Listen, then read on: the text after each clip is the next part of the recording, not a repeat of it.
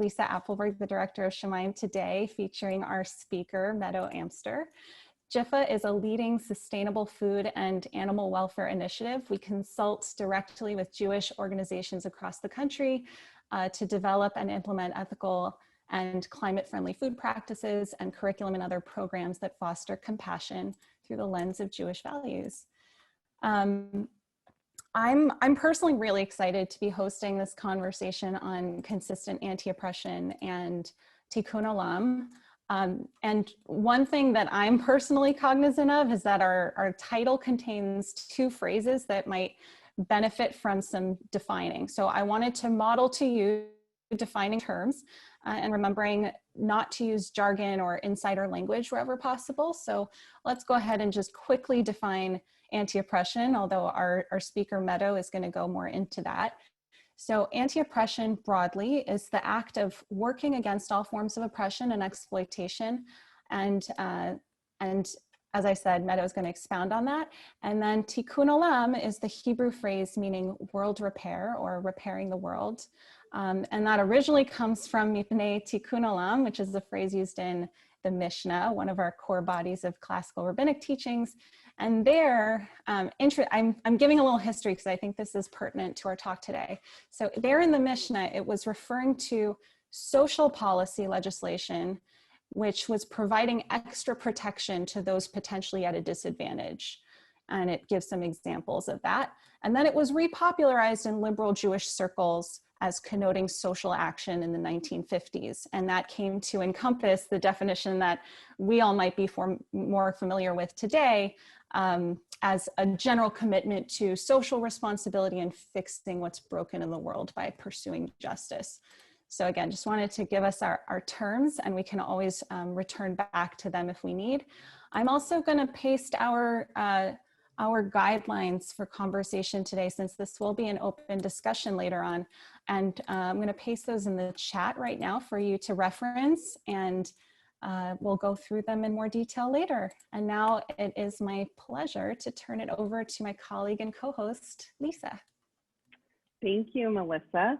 Hi, everyone. I'm Lisa Appleberg. I'm the director of Shamayim, Jewish Animal Advocacy, and we are also a national nonprofit that works with the Jewish community to teach about animal advocacy and veganism. I wanted to share that right now we have an animal welfare sermon contest going on. So if you want to hear your congregation, your synagogue, your lay speakers, or your rabbi talk about the Jewish responsibility and what the Torah has to say about our responsibility to animals, now is the time to let them know about our contest. The sermon has to be given during this month, and there is a $500 prize for the winner of the sermon contest. So we'd be super appreciative if you would let your congregation know, and maybe they would want to share a sermon around this topic. I'm really excited to be ending our summer speaker series with Meadow. We had a great speaker series this summer with a bunch of different speakers, and I'd love to hear from you and what you would want to hear and what you would want to hear from us offering in the future. This was our first time offering a summer speaker series, so please do let us know. Meadow and I met through the Shamayim world, I think through social media maybe a couple months ago, and when we met, we got on the phone, and I was just really struck by her. I know if I compliment her too much, it's probably going to make her nervous, but she's incredibly bright and incredibly articulate. And as we were talking and just getting to know each other, she was talking to me about her commitment to living a life of anti-oppression. And I just realized that that's what I'm trying to do as well, but I had never put that terminology together. And just hearing how well thought out she is around this, I just thought, let's bring this to our community. This sounds like something that would be a really fruitful conversation. So that's why we decided to do this with Meadow, and I'm so excited that you're all here to be a part of it. The other thing I wanted to point out is, as we're heading into Rosh Hashanah, for those of us who are celebrating the Jewish New Year, I think this is a really good time for this, because we think internally, we think about our lives and ourselves, and we kind of take stock and think about how we can be better people. So I'm really excited in this period where we're heading into Rosh Hashanah to be hosting this conversation. So with that, I'm going to turn it over to Meadow. And Meadow, thank you so much for being here and doing this with our group. Yeah, thank you for the great introduction. So I think something that I hear a lot, and from Lisa when we were having kind of our first conversation, is just kind of being complimented on kind of that consistent anti-oppression, but I think more broadly just kind of being very intentional and proud and open about how I choose to live my life. I'm pretty active on social media, mostly on Instagram. And one of the things that really makes me happy and that makes me feel like I'm not just talking into a void with my posts and stories is the few messages I get from people that tell me, you know, how they found my account, how what I post connects to them or inspires them to either, you know, explore veganism or learn new things or explore Judaism more or for the first time. So that's something that's really exciting for me to feel like what I'm doing is important to other people and that the way that I share my life, you know, has meaning rather than being just kind of self-indulgent. So when I think about that, it makes me think of the phrase Or Lagoyim, so light unto the nations, and just kind of that concept that we as Jews are, I guess, not responsible to or encouraged to be a spiritual and moral guidance for the world. But I kind of take that more generally and necessarily not trying to guide other people or tell them that they have to live the way that I do, but more that rather to inspire others to explore themselves and what's important to them. So not necessarily replicating what I do, but rather taking that as inspiration to find out what's true to them and create their own path towards kind of a meaningful life that fulfills them as individuals. And so when Lisa and I were kind of talking about how we wanted this to go or what I was going to share, she kind of asked me to talk about like where I started or how this kind of all came together. Where did I find consistent anti-oppression, or, you know, how did I connect all of those things? But when I was thinking back and trying to pinpoint everything, I realized that it kind of really started with giving myself permission to live my life for myself and really explore my values kind of in that way. And that was really gave me the freedom to explore. And that wasn't always something that I did. I come from a Asian American immigrant household, so I was definitely pressured a lot to live a certain way, to think about how others view me, and being defined by success by those around me rather than what was important to me as an individual, which was really, really hard growing up. So college for me was kind of my first opportunity for real self-exploration and kind of a safe place. I wasn't just, you know, told that I could, but I was really encouraged to dig deep, think differently about things, kind of explore what that looked like for me. So that was really life-changing to be able to do that.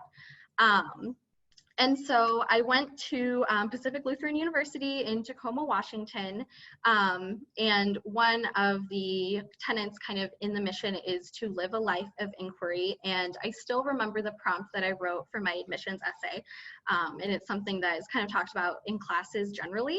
So the question was a Mary Oliver quote, and it was, "What would you do with your one wild and precious life?" And that's actually something that I still think about when I'm kind of struggling with something is, does this, you know, make me feel like it is worth living my life or that sort of thing? Does this speak to me? Would this make me happy rather than what I think other people would want for me?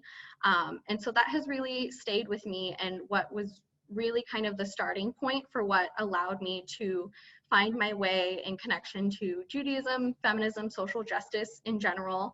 And so kind of giving myself the courage to live life for myself. And so still in college, taking classes in sociology, women's and gender studies, I really got to learn about the histories of oppression, contemporary struggles, and really the inspiring movements and people who wanted to challenge these notions and these problems.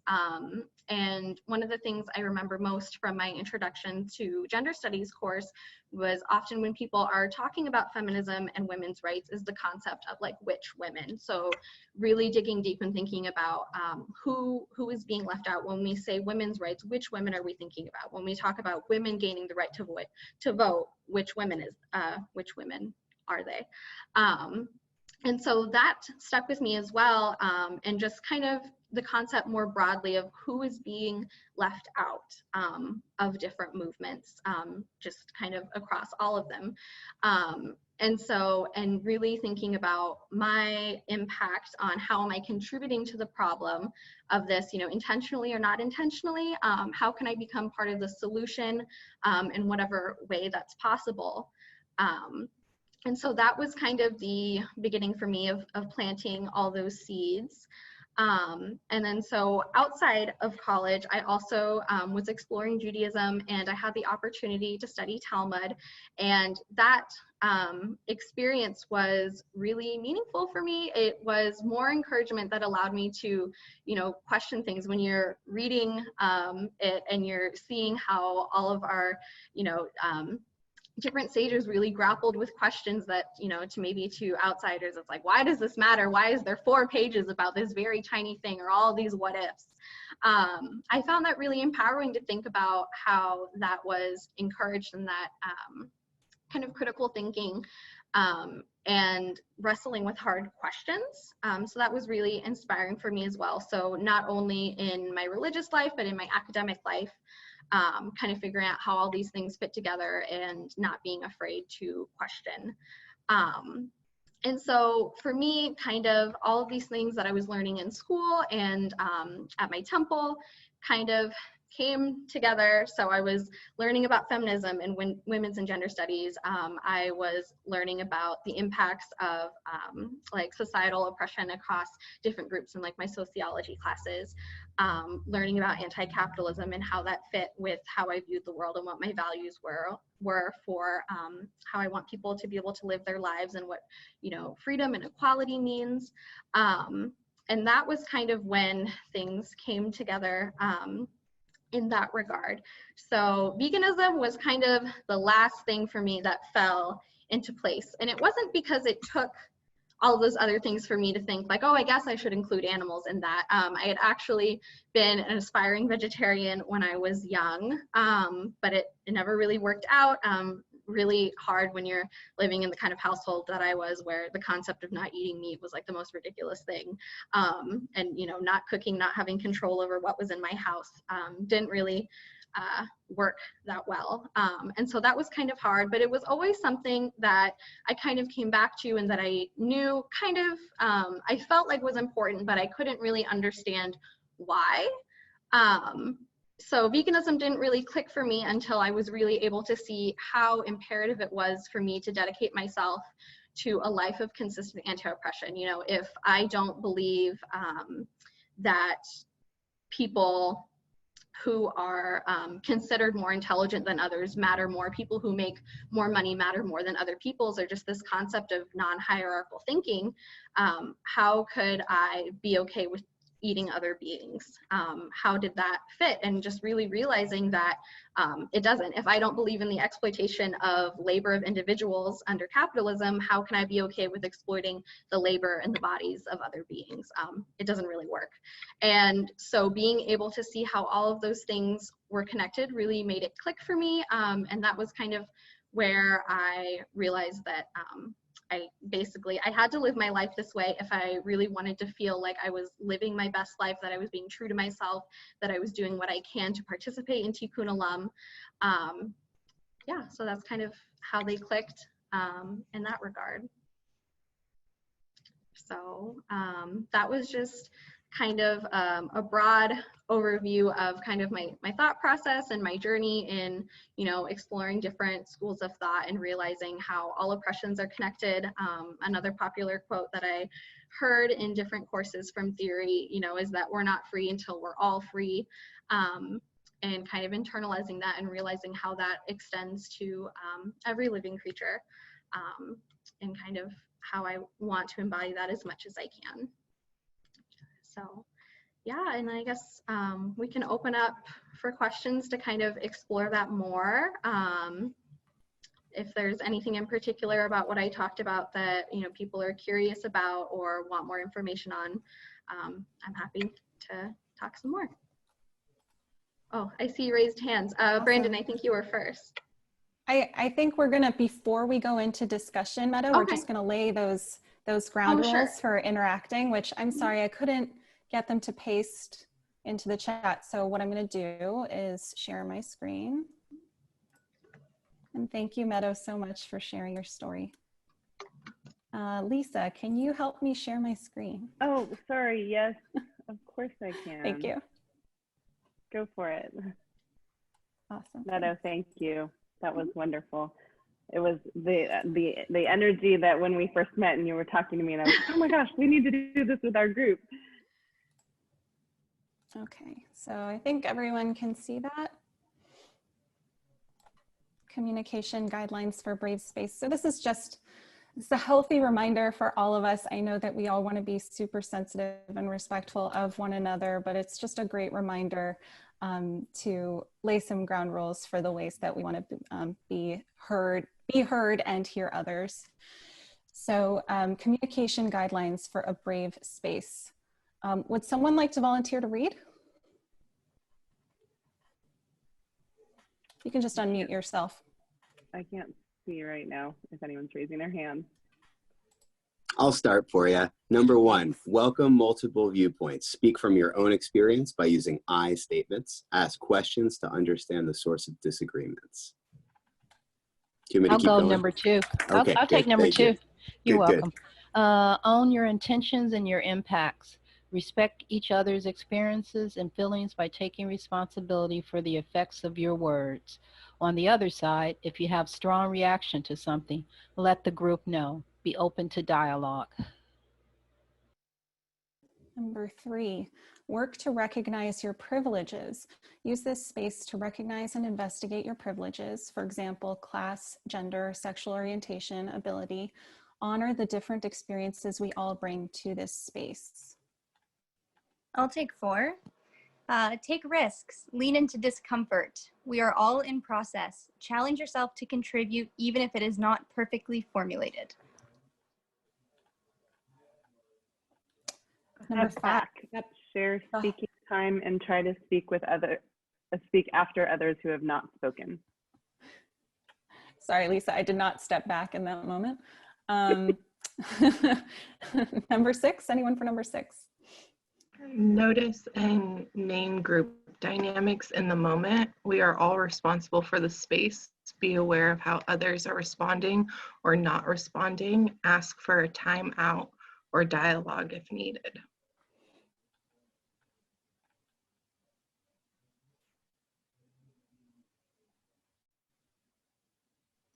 Number 7, actively listen.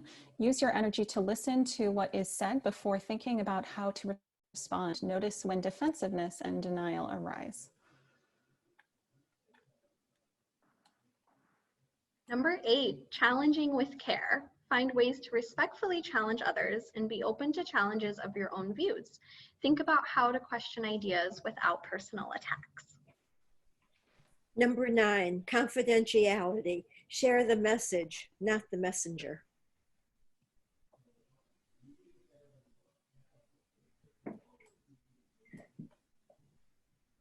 And number 10, break it down. Use simple language and background information when necessary. Ask for clarification if needed. Thanks, y'all. So, yeah, keeping all of those principles in mind, which I think we all want to aspire to anytime we engage in conversation with others anyway. I want to open it up to folks to have your own kind of interaction with Meadow directly. If you have questions or responses or reflections on how your experience might connect to this topic. And then I also have some prepared questions to launch us if we don't have quite the smooth transition right into dialogue. And I will say, people really like that list of rules. We will send out a thank you for joining us email so I can include this list of rules with that as well, so you can have access to it for your future conversations and communications. Brandon? Okay, hi Meadow, thank you. That was really awesome. It was just great to hear just a little bit about you, and I'm excited to hear more about the conversation that you're going to help guide us through as well. I wanted to ask you, in your commitment to fighting anti-oppression, how are you navigating the very tricky space of friends and family? I wanted to ask because I am also fighting the good fight, and I'm also vegan, and I'm working really hard to help people identify how they are participating in oppression, even if they're fighting for anti-oppression. I talk about, look at your plates. There's oppression on our plates. How do you navigate that space without alienating people? How do you navigate that space pulling people in? I know that's a very, very tricky space to talk to family and friends. It's very easy to talk to strangers about. Not very easy, it's easier. So I just wanted to hear your 2 cents on how to navigate this, because now is the time where we all need to be a little more comfortable being uncomfortable. And I find that to be indicative or applicable to all of the oppression that we're fighting right now in society. I'm just finding that people are rah fighting oppression until it gets to their food, and then they don't want to hear about it. How are you navigating that space? Yeah, well, I think kind of like most things, it's really important for people to, find what feels true to them. And I just want to preface this by saying, I'm not trying to tone police anybody or how they choose to approach those conversations, or, engage with others to share their beliefs. But for me, what I have found most helpful in regards to seeing changes in those around me or having really positive conversations, or getting feedback from others about, this really made me think, is kind of more of walking the walk rather than trying to talk at people. So really kind of sharing why something is important to me, sharing it in a way that hopefully, is accessible, that kind of breaks down what my thought process is, and just kind of putting myself out there. So, I guess in like formulating Facebook posts, like really talking about why, this is how I understand what's going on. This is what I believe. This is why this is important to me. Same thing on, Instagram and all those things. And I think maybe where that comes from for me, kind of taking that approach, which I think some people might consider more passive, but that doesn't feel really true to me.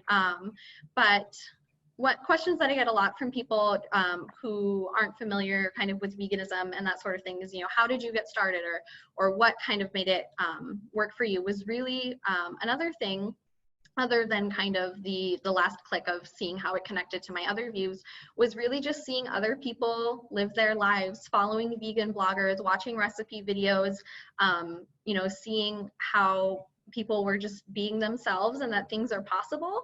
I think that is consistent with when we talk about how representation matters. You can't see yourself in something until you really see it from others, or, we don't know what our possibilities are until we see other people. And so for me, talking about what I believe and what my thought process is, and, what I'm doing, I think is really a way to engage others in a way that maybe isn't so confrontational, which there's nothing wrong with, really. But for me, I've found that it's more helpful in that regard to just, show people that, it is possible to,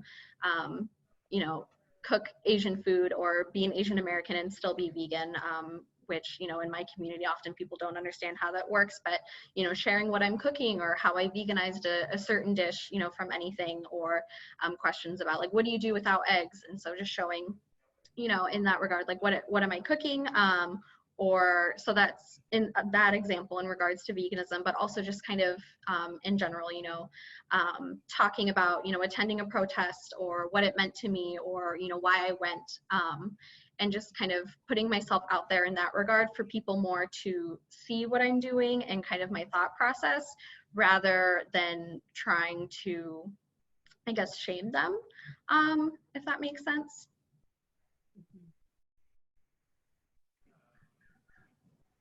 Oh, Analia? Yeah, I can speak on this as well, because I've been vegan for over 5 years now, and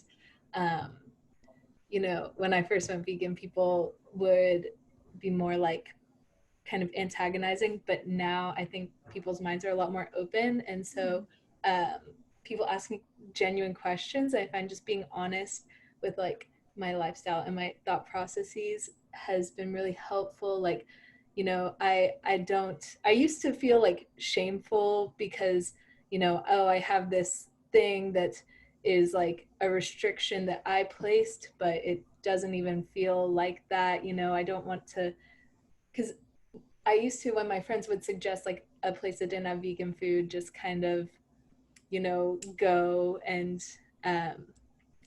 just like not get anything or like get French fries.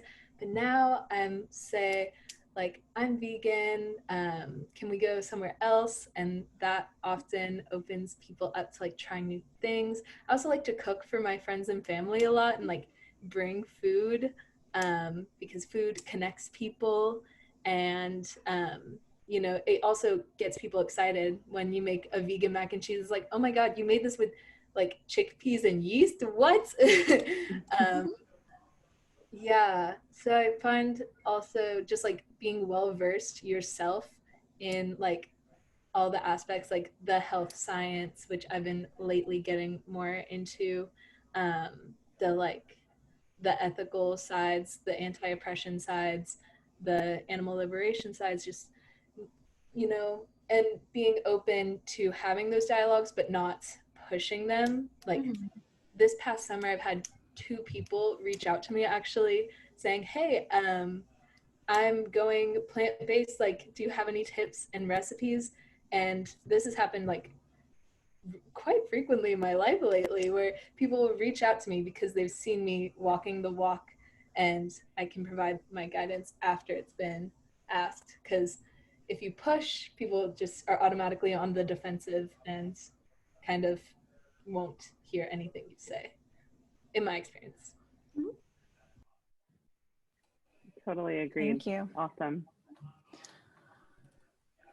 I have a question. Yeah, go ahead. This is Sherelle.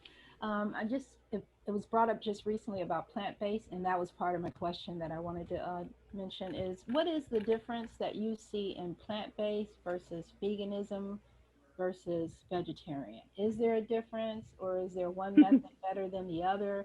I still eat fish. At one time I was tried to go vegetarian, and it was some issues with my health, and maybe you can speak on that as well.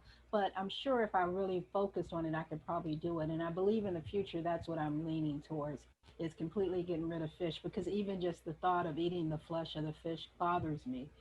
So that's a whole nother topic. But my question is, plant-based versus vegetarian versus veganism. Is there a difference, and is there one better than the other? Sure. So at least from what I've seen in my own personal understanding, the concept of plant-based is really focused on dietary concepts, and usually specifically related to health. So a lot of people, you know, will call themselves plant-based, but they'll still eat other animal products. But for them, they're mostly eating plants. That's the bulk of their diet. So they, you know, conceptualize themselves as plant-based plus other things. And I've kind of seen that confusion for people with products that will label themselves as plant-based, and then you check it and it's, you know, milk, or there's fish involved, or that sort of thing, or like nuggets where it's made out of broccoli and chicken versus just seitan or something like that. So for me, plant-based isn't really rooted in ethics. It's rooted in lifestyle, diet, health, mostly from what I've seen in like social media, and also just as a concept. For me, veganism is not a diet. It is a commitment to a lifestyle. So for me, that involves, you know, not buying new leather products or wool clothing and that sort of thing. Whereas maybe if I was just plant-based, I would only be thinking about what I'm eating. And then just kind of by definition, the concept of vegetarianism versus veganism. So vegetarianism, you know, not eating the flesh of anybody or any creature, whereas veganism takes it a step further, and there's no products that come from living creatures. So not just not eating chicken, but also not eating eggs. And for myself, and kind of what that means for me, for me to feel that I am living in a way that is consistent with my values, that means that veganism is really my only option. Because for me, just to clarify some more, if I were to be vegetarian because I felt that it was, unethical to eat chickens, that's kind of my biggest example because I've had pet chickens, so they're really near and dear to my heart. So if I, wouldn't eat them because I feel that that's wrong, I can't be okay with participating in an industry that may not kill them directly right away, but is still involved in the exploitation of their bodies and what they produce, and ultimately does lead to their death at some point. So that's kind of my view on that. I hope that answered what you meant. Yes, that was very helpful. I've not heard it explained that way and so easily. So yes, it's options. I like that you mentioned that too. It's options, and it's levels almost of where you are in your life. Because at one time I also wanted to go vegetarian when I was younger. I wanted to stop eating pork particularly, and it was a family meal that we ate it, so I couldn't make those choices. As you mentioned before, I had to go along, but eventually I got to where I don't eat certain foods now. I stay away from like dairy and other foods, but I hadn't got to the point where I'm completely eliminating certain foods. But hearing you talk, it explains why some people choose to be just plant-based, but they do other things because it's a health choice for them, where you are making a lifestyle choice. And that's an option that we have. And it's important to consider all the options and why you're doing what you're doing, and not just doing it because it's the fad or something to go along with the fad. So thank you. No, that was Meadow. That was very helpful. And Sherelle, also, I want to say this is a big point of conversation amongst vegans and vegetarians and plant-based eaters. I'm always reading about this. So you really hit on a popular topic right now. If you follow like Veg News or anything like that, they'll often publish articles about this because the verbiage and the terminology can be confusing. And then one other thing I wanted to share is that Shamayim has a partnership with an organization called Challenge 22. Challenge 22 has a vegan training program. That's a 22-day training program. And so where you said in the past where you tried to eliminate animal products completely, but maybe didn't feel as healthy or weren't getting the other nutrients that you needed, this is a program that can teach you how to do that with a lot of information and a lot of resources. And so if you go to our website, you can sign up for the 22-day vegan challenge through our website, and you will get a lot of fabulous information. So if it was just a matter of the fact that you weren't maybe substituting with nutrients that were helping you stay energized or whatever the issue was, this program is a really great program, and that's open to anyone. Additionally, we at Shamayim love to just help people one-on-one and individually too. So you all have my email address, and I'm really happy to help with ideas and recipes and resources on places, people I think you should follow or read if you just want to learn about going vegan or how to do it or how to make sure you're getting the nutrients you need. Thank you.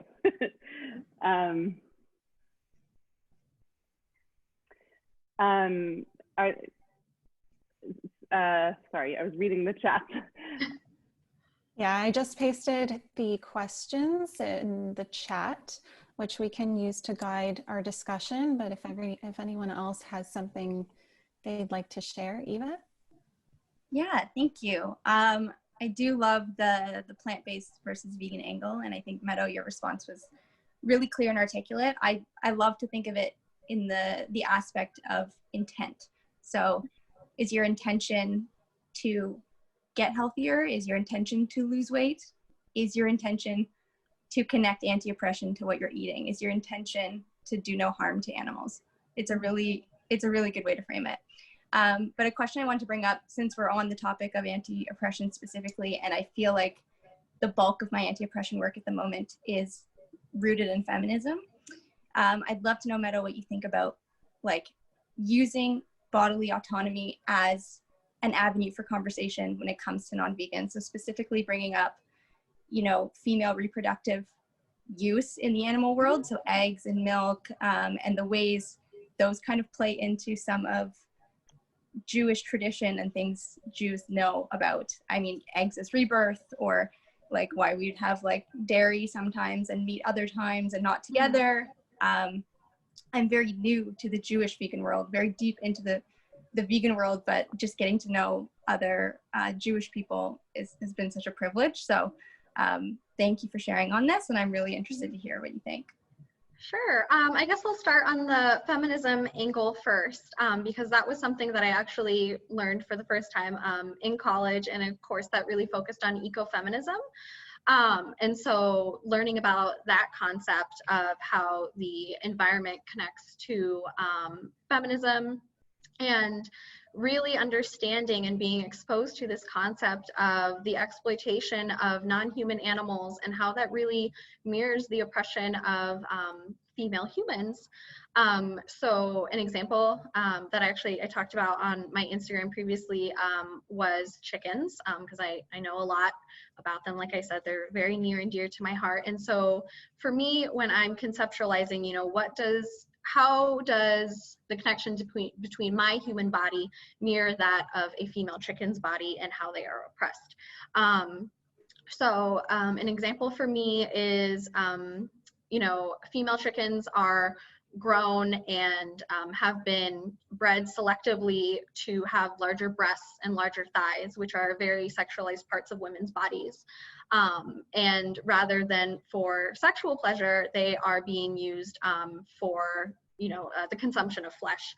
So what does that mean to me? And then the use of the reproductive system to create eggs, not to bring life, but to be consumed by others.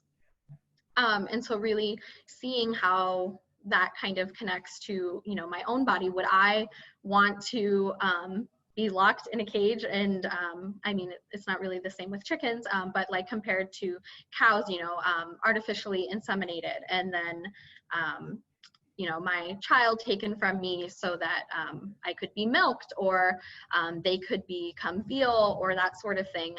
So how does the use of their bodies mirror that of mine?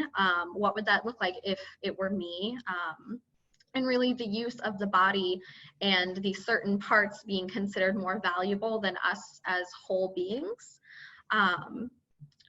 if that makes sense. So rather than, viewing this non-human life as valuable in and of itself, they are valued based on being a commodity, specifically based on reproductive systems and physical traits.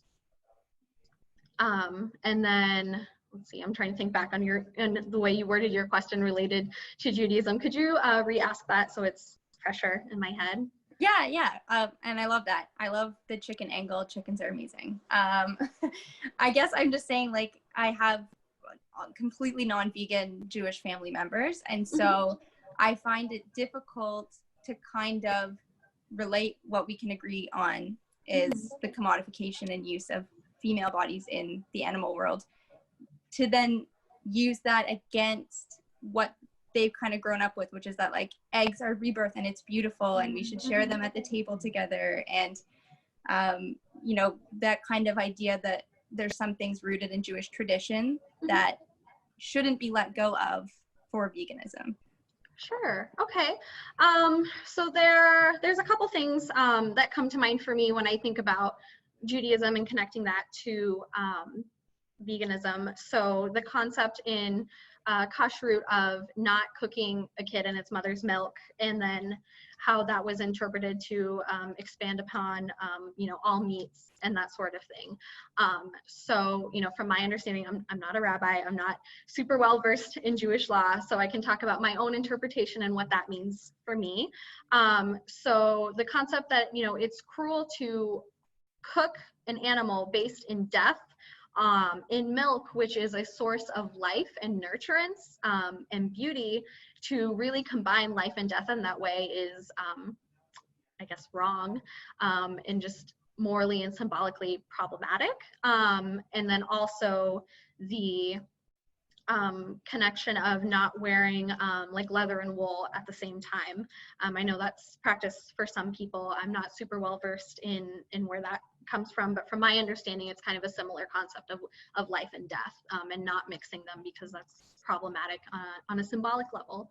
And so kind of, what does that look like, and how do we expand upon that and kind of take it a step further and really understanding the value of life, because you know, as Jews, we do value life in a general concept. So how can we take that a step further? And a conversation that I actually had with my rabbi recently on Facebook, I can't remember what the beginning of it was, but it was talking about like vegetarianism. She's a flexitarian, and kind of what that means. And so for me, one thing that I think about is I know people who are flexitarians, and it's kind of a popular concept of, oh, I don't eat meat except on Shabbat. Because, you know, setting Shabbat apart, and, you know, we drink wine and we relax because it's a day of rest and setting apart to be special. But, you know, my argument against that was, you know, how are we going to talk about Shabbat being a day of peace and it's the only day of the week that you're eating the flesh of a living being? You know, that doesn't seem very consistent to me. And, you know, we cover the knife when we say the bracha because we don't want the image of the knife that represents, you know, violence to be visible while we're saying a blessing. So how can we not be willing to show a knife while we say a blessing, but we're going to then later like dig into a brisket? Like, for me, that makes no sense. So that's kind of my understanding of how those things connect. That's really good. Thanks. Meadow, you're probably not reading the comments because you're chatting, but that was powerful from Christina, and I agree. Mm-hmm. Also, I'll just add, I think one of the things that Meadow was referring to with the not mixing wool and linen is the law of shatnez. And you might be familiar with it from like the laws of tzitzit, of the fringes of the prayer garment. And one of the discussions that we've had in the past at JIFA when we've used like text-based learning to explore animal welfare is the idea. So part of that law is also not mixing animal species, like not manipulating plant species and animal species to such an extent that it's almost like playing God.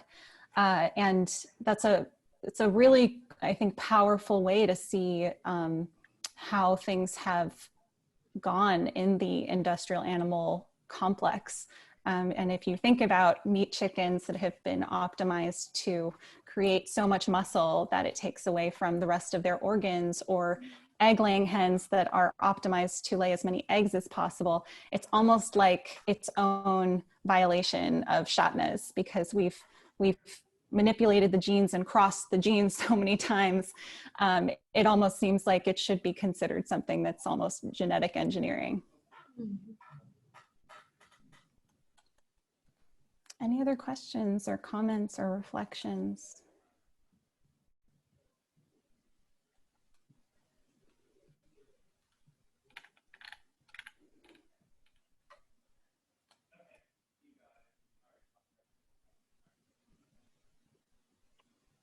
Does anyone want to share how they have combined their Jewish identity and commitment to anti-oppression?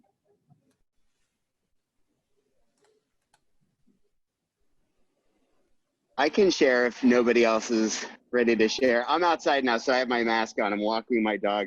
You'll all like the message on this mask. If we left animals alone, I wouldn't have to wear this. So my commitment to veganism and anti-oppression and Judaism, it's all intersectional. I think so many things we're realizing is how intersectional things are in our lives. And for me, growing up Jewish, I learned about Tikkun Olam my whole childhood. And for me, when veganism came into my life about 4 years ago, it was the next logical step of living Tikkun Olam. How do we repair the world? Well, we have to repair the world. How do we actually repair the world? We have to do the work. How do we do the work? We have to commit to the work. So for me, you know, like you all had expressed, it's just like veganism was the next logical step in Tikkun Olam, and I'm just trying to live my life in accordance with anti-oppression, in accordance with feminism, and not subjugating other women's bodies and using them commodified. It's just, how do I talk about feminism and anti-oppression and all of the isms if I'm not living in accordance with that same set of values. That's basically it for me. So I was really grateful when veganism came into my life because it was a way to make Tikkun Olam come alive. Thank you for sharing, Brandon.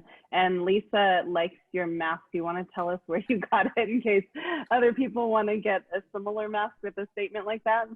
Sure, you got it. Actually, go to anticarnist.com.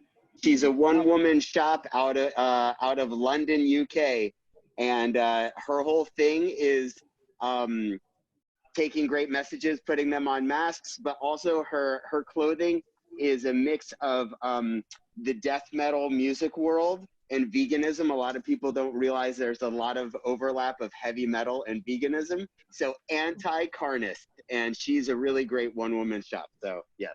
Thank you. I just put it in the chat for everyone.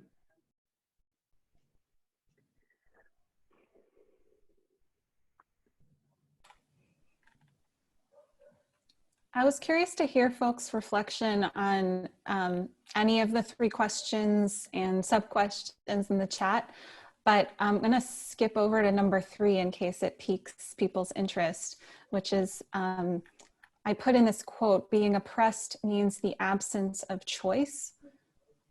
And I thought that was in and of itself just a very powerful statement for us to really think about what being oppressed is really about, what is really at its core. And I was curious to know from you all, how does oppression relate to absence of choice? What does that mean to you? And how does having choice, since many of us might be in the position of being privileged enough to have many choices, how does that enable us to do anti-oppression work?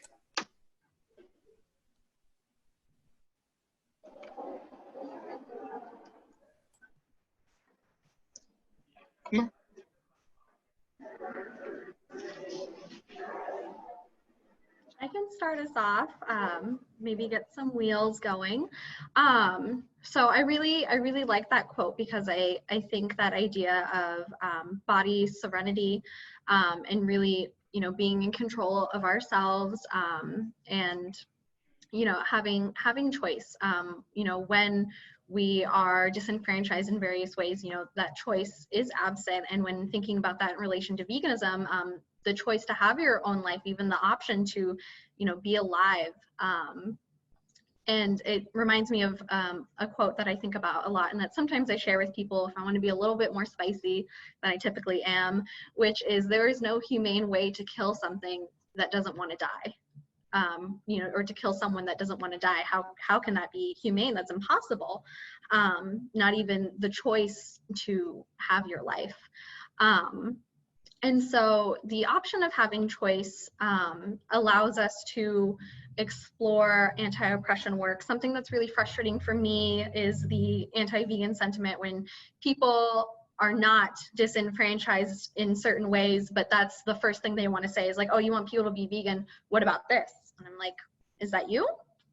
Is that your situation? Because I'm happy to talk to you about, what are your barriers and what's accessible for you, and, maybe what ideas might be to discuss either how to work around that or accessibility or, the concept of veganism as a lifestyle and not a diet. So, if you're in a food desert or you're on EBT, how can you explore what that means for you? But oftentimes it's people who do have choices, but they don't want to own their choices. They want to deflect because they are, what is it?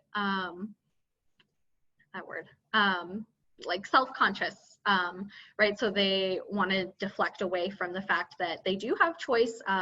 They're not in a food desert, they have income, they're not indigenous or living in Alaska. But the idea that they don't have responsibility because if everyone can't do it, why do I have to do it? So that's something that's really frustrating for me, is that deflection based on other people's circumstances. I've heard that exact. I think we vegans often get the same scenarios thrown at us. I've heard that exact one. Well, what if you're living in Alaska and it's a communal thing to, you know, kill one whale per season and eat it together? And I'm saying, I'm not even talking about that at all. You know, I don't want to police or dictate that, but I know that a lot of us have a choice every day when we wake up, and that we can choose what we eat, and we can choose either animal products that have come from a whole system of cruelty and oppression, or we can choose none. And it's funny that you shared that example, because it's like the same old trope thrown at us.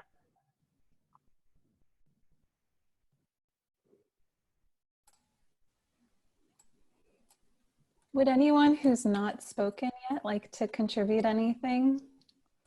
And I know folks are off their video, so if y'all just want to unmute, that's great. I'd love to hear from someone who hasn't spoken yet. I think we have Ani still on, Bonnie, Aliza, Magdalena, Lisa, AB, Jerry and Christina. Valerie.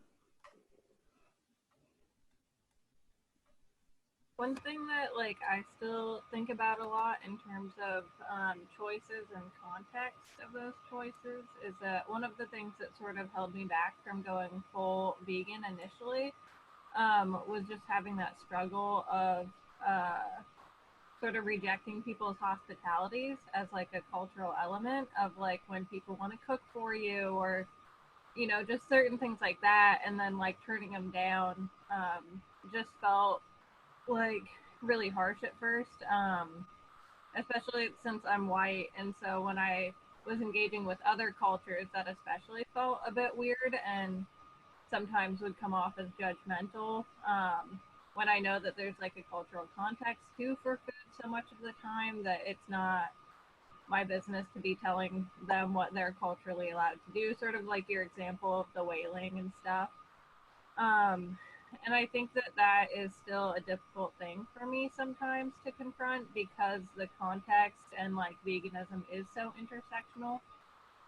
But just trying to figure out how to kindly broach that subject with people, not trying to like persuade them into veganism or anything, but trying to explain that, oh, I'm vegan, I appreciate your hospitality, but like for my own reasons, I can't eat what you've made me, but I appreciate it. And I guess like just trying to think of any other ways to approach that situation in a way that isn't harmful itself.